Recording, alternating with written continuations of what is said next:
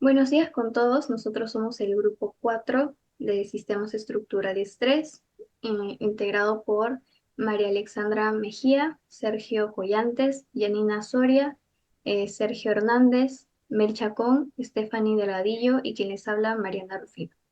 Siguiente, por favor. Primero hablaremos sobre los sistemas constructivos. Contamos con el sistema aporticado, que trata de columnas y vigas conectadas a través entre sí, de nudos formando pórticos que resisten a fuerzas horizontales y verticales. Los materiales de viga serían de hormigón, madera, hierro y acero. Los materiales de columna serían de hierro, alambre, formaleta y concreto. En losas tenemos aligeradas, macizas y nervadas. Según los esfuerzos verticales, la losa maciza soporta las cargas permanentes y accidentales de los pisos. Las vigas transforman los esfuerzos verticales en horizontales y las trasladan hacia los demás elementos. En los apoyos, el muro portante, en este caso, los muros portantes contribuyen a trasladar todos los refuerzos a los cimientos y reemplazan las columnas. Los cimientos terminan de llevar los esfuerzos al estrado resistente. Esfuerzos horizontales se producen por movimientos sísmicos o acción del viento en caso de construcciones de gran tamaño. En un sistema porticado se producen momentos en las uniones de elementos horizontales y verticales, así como en la losa.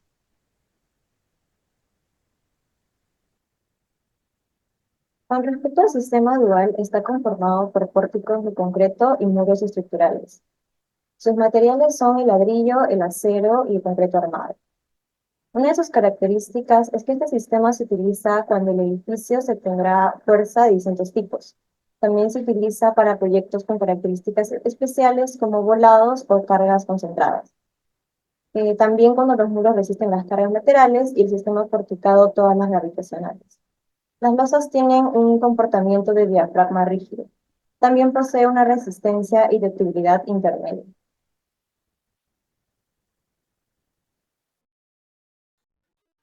Bueno, ahora con los muros de ductibilidad limitada, estos son muros de concreto armado de pared delgada en los que se prescinde de extremos confinados. Está conformado por muros, losas de pequeño espesor y plateada de cimentación de concreto armado. Dentro de sus características tenemos, bueno, mayor resistencia y rigidez, pero menor ductilidad. Solo se puede diseñar un diseño de vivienda sin cambios, menor cantidad de inversión y tiempo de entrega de la obra. Utilizan secciones especiales que permiten una deformación y rotación controladas durante eventos sísmicos y se emplea un esfuerzo adecuado para proporcionar la capacidad de deformación deseada sin falla catastrófica. Buenas noches, me toca lo que es irregularidad de esquina de entrantes. ¿Qué es una esquina entrante? Es una estructura y sistema de elementos que posee desigualdad en las dimensiones de sus brazos. Es una característica muy común de la configuración general de un edificio, que en planta tiene borde L, H, U, T o en planta en cruz. La irregularidad en esquinas entrantes o interiores, según la norma técnica E030 del Reglamento Nacional de Edificaciones modificado por el Decreto Supremo 003/2016, la vivienda donde se da a conocer lo de la irregularidad en esquinas entrantes. La estructura se califica como irregular cuando tiene esquinas cuyas dimensiones en ambas direcciones son mayores del 20% de la correspondiente dimensión total en planta, con un factor irregular de planta en 0,90.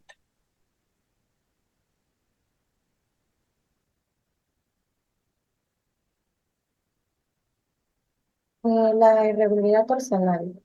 Esto ocurre cuando el centro de rigidez de un piso no coincide con su centro de masas.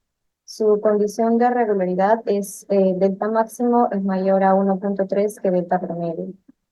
Se considera solo en edificios con diafragmas rígidos. En cualquiera de las direcciones de análisis, el desplazamiento relativo máximo entre dos pisos consecutivos en un extremo del edificio es mayor que 1,3 veces el promedio de este desplazamiento relativo máximo, con el desplazamiento relativo que simultáneamente se obtiene en el extremo opuesto.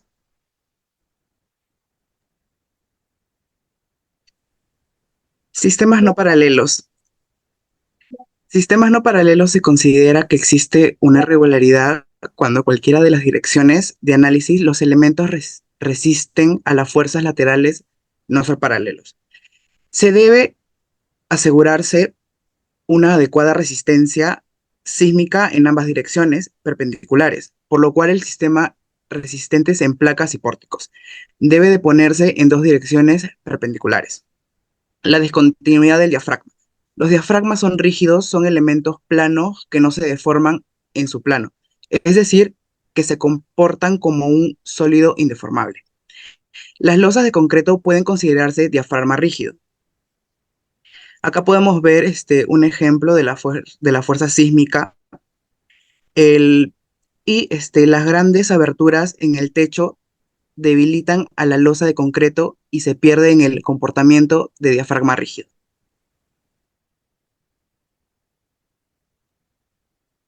Piso blando. Alta flexibilidad que existe en un piso comparado a los otros. Es decir, el piso blando presenta escasa densidad de muros, el cual impedirá controlar los desplazamientos laterales que ocasionaría un terremoto a comparación de los otros niveles que son más rígidos, ya que tienen una mayor cantidad de muros.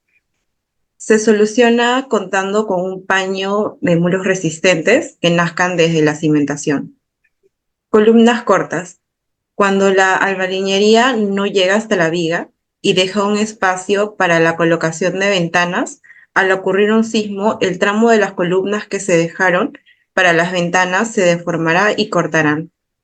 Los muros no estructurales aislados de la estructura principal se pueden ver en la segunda imagen.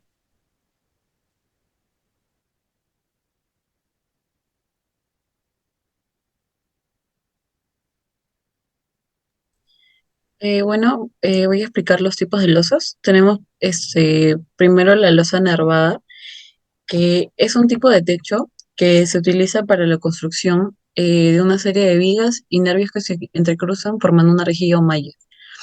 Eh, Acerca de los componentes tenemos lo que es el acero reforzado, acero de refuerzo, tenemos el cálculo estructural, tenemos una canaleta metálica, eh, un tenemos el concreto, tenemos una malla electrosoldada, una placa de poliestireno y un polín de apoyo.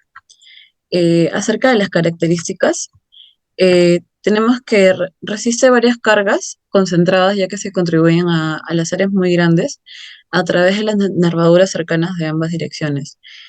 Como punto 2 tenemos que permite la modulación con claro cada vez mayores, lo que significa una reducción considerable en el mundo de columnas. Como punto 3 tenemos que la construcción en ese tipo de losa proporciona un aislamiento acústico y térmico. Punto 4 tenemos que permite la presencia de voladizos de las losas que alcanzan sin problema un voladizo de 3 y a 4 metros.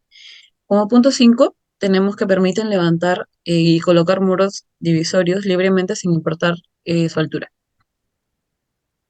Sobre la losa aligerada, es un tipo de losa que se utiliza comúnmente en construcción para reducir el peso de la estructura y mejorar su eficacia. Y como características tenemos mayor claridad, aislamiento térmico y acústico y reducción de peso. En mayor claridad es más liviana, brinda mayor libertad del diseño de espacios interiores ya que son de mayores luces. Aislamiento térmico y acústico es dependiendo del material utilizado para las bovedillas o bloques de relleno. En reducción de peso, la presencia de huecos o elementos aligerados en la losa permiten reducir significativamente su peso. En componentes tenemos las viguetas, bovedillas o bloques de relleno, mortero de relleno. En esta imagen se puede observar una losa, el ancho, el largo, el espesor, el castillo, los muros y el armado de varillas de acuerdo a los cálculos. Esto también transmite hacia los muros o vigas todo el peso de los acabados y transmite las fuerzas producidas por terremotos hacia los muros. Une los demás elementos estructurales también. La losa maciza. La losa maciza es una estructura plana horizontal que se compone de concreto y acero. lo cual se utiliza para separar y crear diferentes niveles de una edificación y al mismo tiempo puede servir de cubierta de placa de entrepiso. Los componentes que lo conforman son el fierro de viga, el ladrillo de techo, el dado de concreto, espacio para hacer viguetas, el fierro de temperatura y el fierro viga. Acá podemos observar los pasos para su construcción y las características que lo componen. Uno, están llenas en todo su volumen y por eso son pesadas. Se componen de concreto y una red de malla continuamente llamada parrilla, que está conformada de varillas armadas y que se unen entre la otra con alambre retorcido. Las varillas que se utilizan en ambas direcciones van de los 3 hacia las denominaciones mayores, según las necesidades del peso. 4. Transmiten fácilmente las vibraciones y el sonido y el calor. 5. Soportan mayor peso en comparación de otras losas. 6. Espacios reducidos se suelen emplear para soportar tanques de agua o estructuras pesadas. 7. La losa maciza se suele emplear en casas, habitaciones, en donde los claros y cortos, ya que en claros extensos son propuestos a colgarse. Gracias.